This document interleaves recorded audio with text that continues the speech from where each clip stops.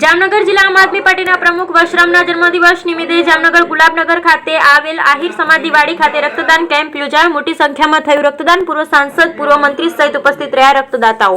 જામનગર જિલ્લાના સમાજસેવી અને જિલ્લા આમ આદમી પાર્ટીના પ્રમુખ વશરામભાઈ આહિરના જન્મદિવસ નિમિત્તે પ્રતિવર્ષની જેમ આ વર્ષે પણ જામનગરના ગુલાબનગર ખાતે આવેલ આહિર સમાધિવાડી ખાતે રક્તદાન કેમ્પ યોજાયો।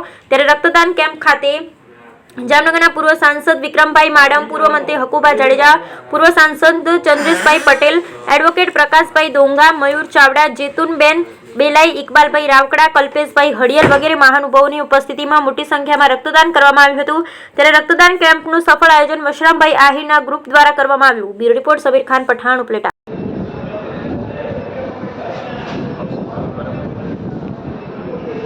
આજે અમારા સેવાભાવી અને કર્મનિષ્ઠ એવા જામનગર જિલ્લા આમ આદમી પાર્ટીના જિલ્લા પ્રમુખ શ્રી વશરામભાઈ રાઠોડનો 53મો જન્મદિવસ છે।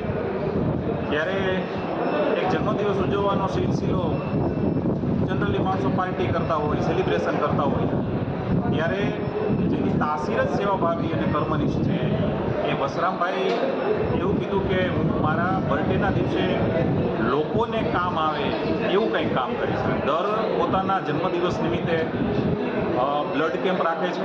આજે પણ એને રાખ્યો છે અને હંમેશા લોકોની સેવામાં પોતે કાર્યરત છે। એવા વશરામભાઈને સૌ વતી 53મા જન્મદિવસની ખૂબ ખૂબ શુભેચ્છા। મા ભગવતી જગદંબા એને સારું, લાંબુ અને તંદુરસ્ત આયુષ્ય આપે એવી પ્રાર્થના।